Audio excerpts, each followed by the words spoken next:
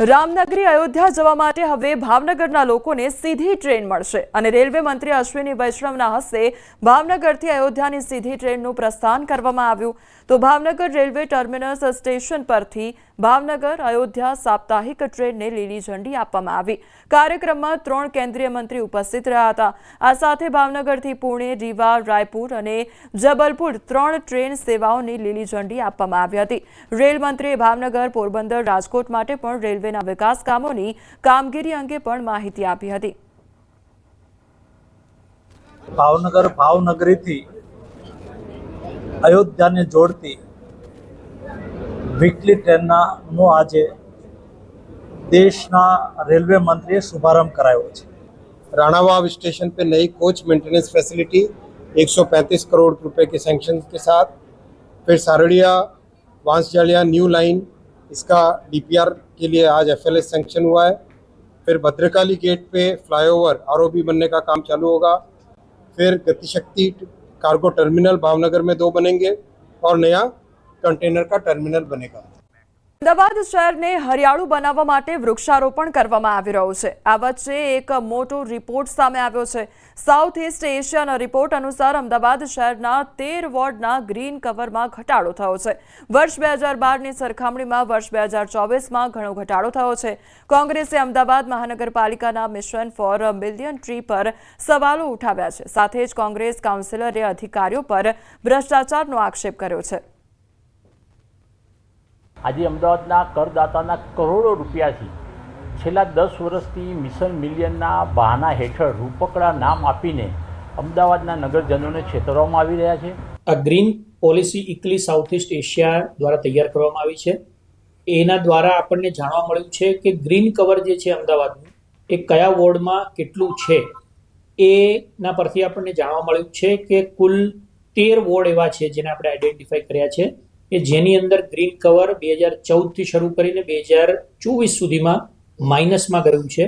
શક્તિપીઠ અંબાજીમાં ભાદરવી પૂનમના મેળાને લઈ વિવિધ વિભાગના વહીવટી તંત્ર સજ્જ બની રહ્યું છે। જિલ્લાના ફૂડ અને ડ્રગ વિભાગ દ્વારા અલગ અલગ 4 ટીમો બનાવી વિવિધ ખાદ્ય ખોરાકીના વેચાણ હોટલોમાં તપાસ કરવામાં આવી છે તો 20 જેટલી ખાદ્ય ખોરાકીના એકમોની ચકાસણી કરવામાં આવી હતી। ત્યારે ચેકિંગ દરમિયાન એક્સપાયર ડેટ અને વાસી મળેલા ખોરાકનો 50 કિલો જથ્થો નાશ કરવામાં આવ્યો હતો। હજુ પણ વિવિધ વિસ્તારમાં તપાસ કરવામાં આવી રહી છે। ખોરાક અને ઔષધ નિયમન તંત્ર દ્વારા માનનીય કમિશનર સાહેબ તથા જિલ્લા વહીવટી તંત્રની સૂચનાઓ અને કાયદાની કાર્યવાહી મુજબ જે ખાદ્ય ચીજોનો ધંધો કરતા વેપારીઓ છે તેમની આજે એક ડ્રાઈવ રાખવામાં આવી હતી।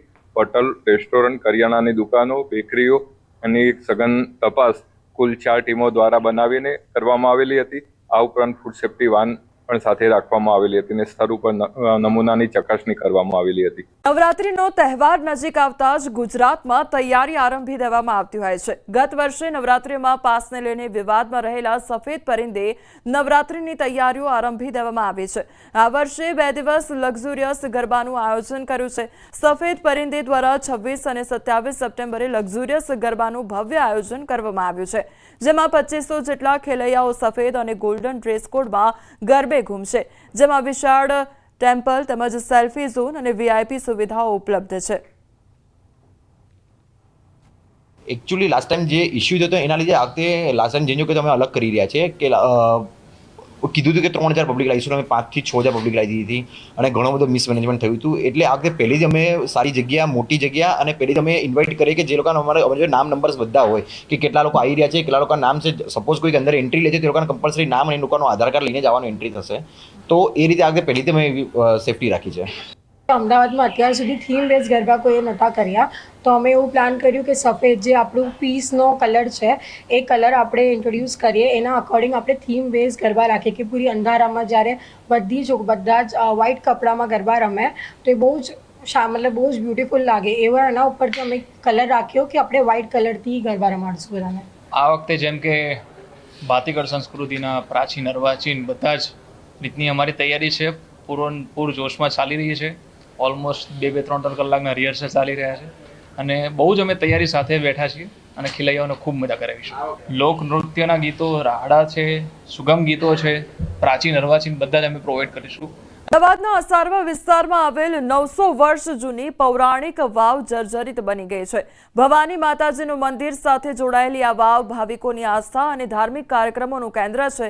અનેક રજૂઆતો છતાં વાવનું સમારકામ ન થતાં સ્થાનિકો રોષે ભરાઈ ગયા છે.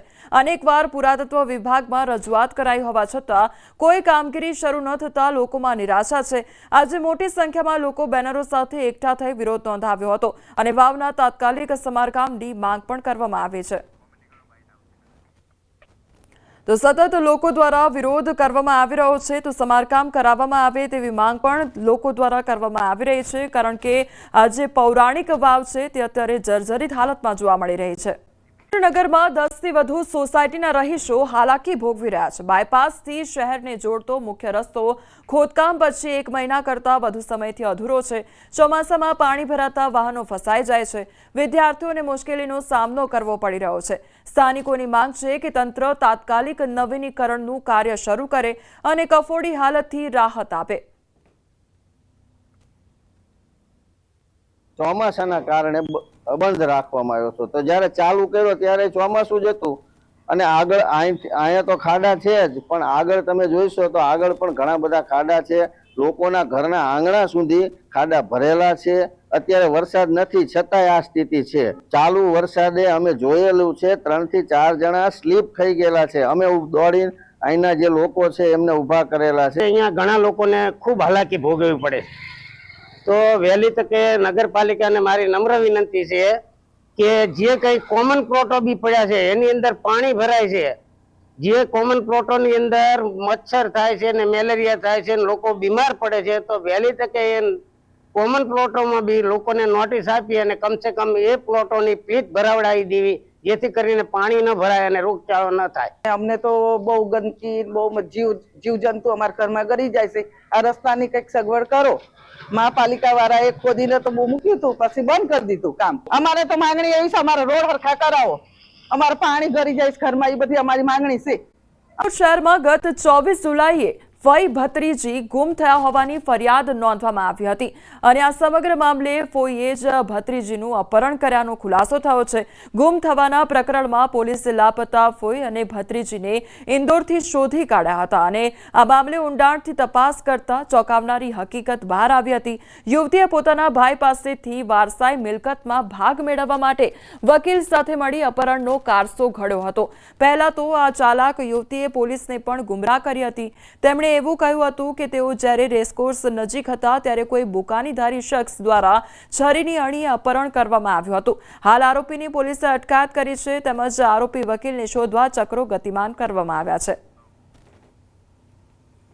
એના ભાઈ રીનાબેનના ભાઈ એટલે કે રિયાઝભાઈ, આ ગુનાના ફરિયાદી, એની પાસેથી પૈસા પડાવવા માટે અપહરણનું એક આખું નાટક રચવામાં આવેલું હતું અને એ પૈસા જો ખાલી રીમાનું અપહરણ કરે તો પૂરતા પૈસા ના મળે એમ, જેથી રીમા અને રિયાઝભાઈની દીકરી એટલે કે રીમાની ભત્રીજી એ બંનેનું અપહરણ કરી અને એને અલગ અલગ જગ્યાએ લઈ જવામાં આવેલી હતી અને છેલ્લે મધ્યપ્રદેશથી આ બંનેને શોધી કાઢવામાં આવેલા હતા.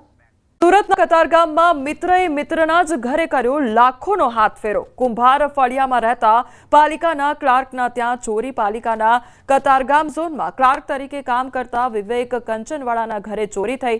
બચત અને પગારના જમા રૂપિયા સહિત સોનાના ઘરેણાની ચોરી કરવામાં આવી.